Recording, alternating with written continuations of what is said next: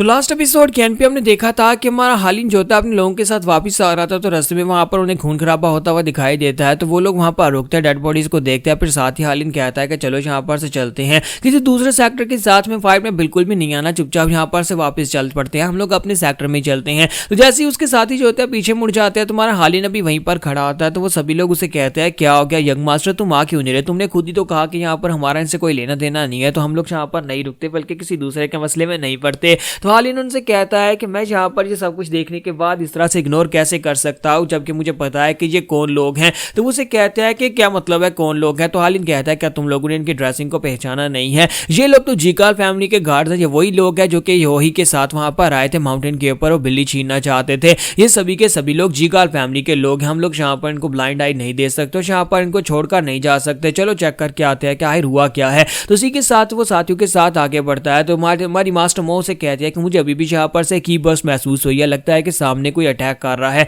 तो हालिन कहता है तो फिर ठीक है, हम लोग अपने घोड़ों को यहीं पर छोड़ेंगे और पैदल आगे बढ़ेंगे। तो अपने घोड़ों को वहीं पर छोड़कर फिर से आगे की तरफ बढ़ते हैं, जबकि हमारे ब्रदर वुक्स कहते हैं लगता है कि ब्लड रैथ के बाद जो हमारा दूसरा कारनामा होने वाला, हम लोग फिर से यहाँ पर किसी बड़े और पावरफुल दुश्मन को हराने वाले हैं, मुझे तो यहाँ पर बहुत ज्यादा मजा आ रहा है। जबकि हमारा हालिन कहता है कि रुको, हम लोग यहाँ पर इस तरह से आगे नहीं बढ़ सकते हैं, पता होना चाहिए कि दुश्मन कौन है और किसके ऊपर अटैक करना है, क्योंकि लास्ट टाइम ब्लड रैथ तो बहुत ही बुरी हालत में था, तब हम उसे मार पाए थे। तो इसी के साथ ही वुक्स से कहते हैं ठीक है ब्रदर, जैसा तुम कहते हो। तो वो लोग वहीं पर झाड़ियों में छुपकर सामने देखते हैं, तो वहां पर काफी सारे लोग होते हैं और यहाँ पर दिखाते हैं कि जीगाल फैमिली की सेकंड यंग मिस और उनका सीनियर ब्रदर जो होता है वो दोनों वहां पर खड़े होते हैं। तो इसी के साथ ही हमारा हालिन कहता है कि ये तो ब्योक जीगाल है और साथ ही जीगाल जोहोई है, दोनों यहाँ पर बुरी हालत में है, लगता है कि यहाँ पर इन्हें चारों तरफ से घेर लिया गया, लेकिन इन्हें मारने वाले लोग कौन है? यहाँ पर इन लोगों ने अपने चेहरे के ऊपर मास्क लगा रखे होते हैं। तो वहां पर उनका जो कैप्टन होता है उसने एक स्नेक का मास्क अपने चेहरे पर पहन रखा होता है और वो अपने साथियों से कहता है कि जाओ जाकर मार डालो। तो जैसे वो लोग बड़ी तेजी से आगे बढ़ते हैं जाकर अटैक करने के लिए,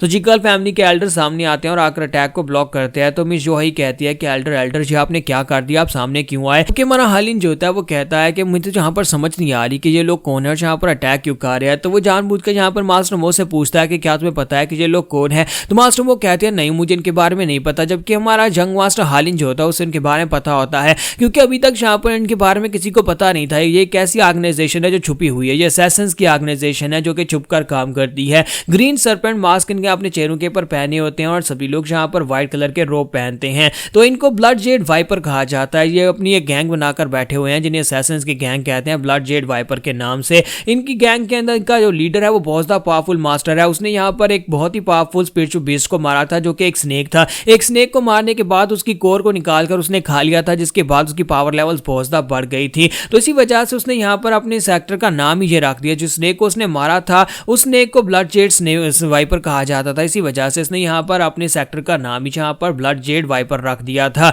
और ये एक सीक्रेट ऑर्गेनाइजेशन है जो कि अपना बदला लेने के लिए ये सब कुछ कर रही है या फिर अपने मकसद के लिए जो कुछ भी करती है, लेकिन फिलहाल के लिए यहाँ पर किसी को भी इस बारे में नहीं पता। म्यूरम में ये एक सीक्रेट ऑर्गेनाइजेशन है, इसी वजह से ज्यादा लोग इसके बारे में नहीं जानते। तुम्हारा हालिन जो होता है वहां पर सोच रहा होता है कि अब मैं यहाँ पर क्या करूँ, उसका दिल जोर जोर से धड़क रहा होता है कि क्या करूँ, क्या आगे बढ़कर उनकी मदद करूँ या फिर ना करूँ। तो मास्टर मो से कहते हैं कि बताओ कि अब क्या करना है। तुम्हारा हालिन कहता है कि लगता है कि इनकी मदद करनी ही पड़ेगी, हम लोग यहाँ पर इनको छोड़ तो नहीं सकते। हालांकि मुझे यहाँ पर सब कुछ मिल चुका है, मुझे यहाँ पर डेविल्स ब्लॉसम स्टोन भी मिल चुका है, साथ ही मुझे यहाँ पर डिवाइन स्क्रिप्चर भी मिल चुका है, लेकिन अब मुझे यहाँ पर जीगाल फैमिली के लोगों की मदद करने के लिए आगे क्यों बढ़ना है? फिर साथ ही वो कहता है क्योंकि हम लोग राइटियस लोग हैं और हम लोग राइटियसनेस का साथ देते हैं। जीगाल फैमिली हमारी रिलेटेड फैमिली है, तो फिर हमें उनकी जान बचाने के लिए जरूर आगे बढ़ना चाहिए। तो इसी के साथ हमारा हालिन जो होता है वहां पर फाइट करने के लिए तैयार हो जाता है और इसी के साथ दूसरी तरफ दिखाते हैं कि जैसे वहां पर एक सोल्जर जोहाई के ऊपर अटैक करने के लिए आगे बढ़ता है, हमारा हालिन बीच में आ जाता है, उसके सामने आकर खड़ा हो जाता है और अटैक को ब्लॉक करता है। तो जोहाई कहती है कि तुम यहाँ पर क्या कर रहे हो?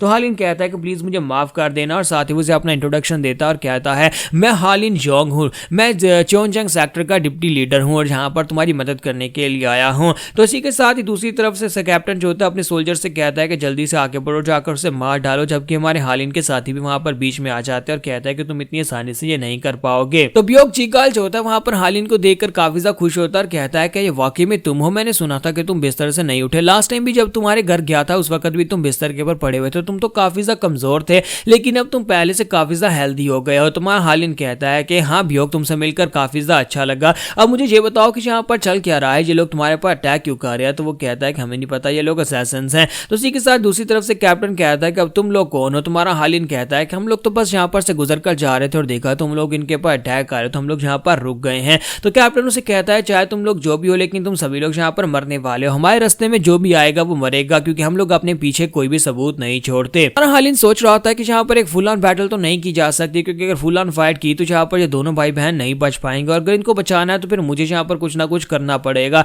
तुम्हारा हालिन खुद आगे बढ़ जाता है और जाकर कैप्टन के सामने खड़ा हो जाता है और सोच रहा था कि यहाँ पर कुछ ना कुछ ऐसा तरीका तो होगा जिससे मैं यहाँ पर इन असैसिन्स को वापस भेज सकूं, मैं जहां पर इनसे फाइट करूं, जहां पर इनसे बातचीत करके इस मसले को हल करूं। तो मिस्मो आगे बढ़ती है और कहती है कि तुम्हें परेशान होने की जरूरत नहीं है, मैं जहां पर इसको हैंडल करती हूं। जबकि कैप्टन उसे कहता है देखो तो जरा, जहां पर इतनी फ्लैशी एंडिंग के बाद तुम जहां पर एक लड़की के पीछे छुप रहे हो, मुझे लगा नहीं था कि तुम्हारे जैसा एक हीरो जहां पर एक औरत के पीछे छुपेगा। ये बात सुनती हमारा हालिन जो होता है मास्टर मो को पीछे की तरफ धक्का देता है और कहता है कि मास्टर मो आप पीछे हट जाओ, इसकी हिम्मत कैसे भी जहां पर इस तरह की बकवास करने की, मैं खुद जहां पर इससे फाइट करूंगा। जबकि दूसरी तरफ से कैप्टन जो होता है वो खुश हो रहा था और कहता है कि मुझे तुम्हारे जैसे यंगस्टर्स बहुत ज्यादा पसंद है। जब भी उनके सामने इस तरह की बात करो तो वो गुस्से में आगे बढ़ते हैं और उसके बाद मारे जाते हैं। तो मास्टर मो जो होती है वो कहती है कि प्लीज ऐसा मत करो यंग मास्टर, वो बस तुम्हें गुस्सा दिला रहा था। जब किसी के साथ ही हमारा जो वूक नैम होता है वो उसे कहता है कि मिस मो मुझे लगता है कि ये फाइट उसकी और उसे फाइट अपनी करने दो, मुझे लगता है कि वो पूरी तरह से बदल चुका है, वो यहाँ पर किसी औरत के पीछे तो बिल्कुल भी नहीं छुपने वाला। अगर वो ऐसी बात नहीं भी करता तभी वो तुम्हें आगे नहीं भेजता, बल्कि खुद ही आगे जाता जाकर फाइट करता।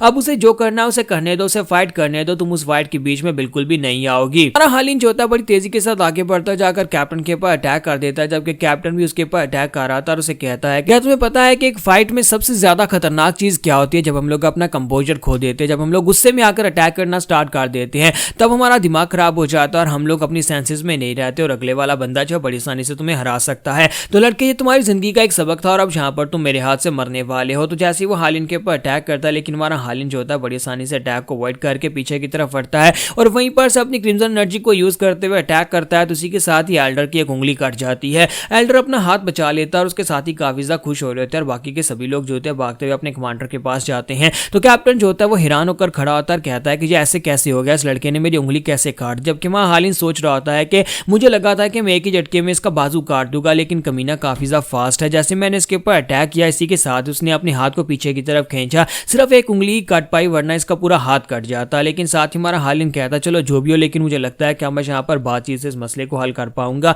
तो मास्टर मो फिर से भागती हुई आगे बढ़ने लगते हैं। इस बार वुक जोंग उसे रोक देता और कहता है कि नहीं, तुम वहां पर ना जाओ, तुम जहां पर इस फाइट का हिस्सा नहीं हो, इसलिए तुम इस फाइट के बीच में नहीं जाना चाहिए। यंग मास्टर की फाइट और यंग मास्टर को इस फाइट को करने दो। तो उसी के साथ हमारा हालिन जो होता है वो जाकर कैप्टन के सामने खड़ा हो जाता है और उसे कहता है कि मुझे लगता है कि ये एक बहुत बड़ी गैम्बल होने वाली है, लेकिन मैं जहां पर ये चांस लेने को तैयार हूं। तुम्हारा हालिन उसके मास्टर का नाम लेता है और उसे कहता है कि जाकर मास्टर सैंग डियोक को मेरा एक मैसेज दे देना और उसे कहना कि मैं भी हिडन ट्रूथ पाथ का ये एक डिसाइपल हूं। तो ये बात सुनते ही कैप्टन भी बहुत ज्यादा हैरान हो जाता है कि ये तो हमारे सीक्रेट है और हमारे मास्टर का नाम तो कोई जानता नहीं है, फिर इस लड़के को कैसे पता चला। तो यहाँ पर हमारी एपिसोड 18 का एंड होगा। नेक्स्ट एपिसोड में देखेंगे क्या ये असैसिन्स हमारे हालिन की बात मानने के बाद यहाँ से वापस मुड़ जाएंगे या नहीं।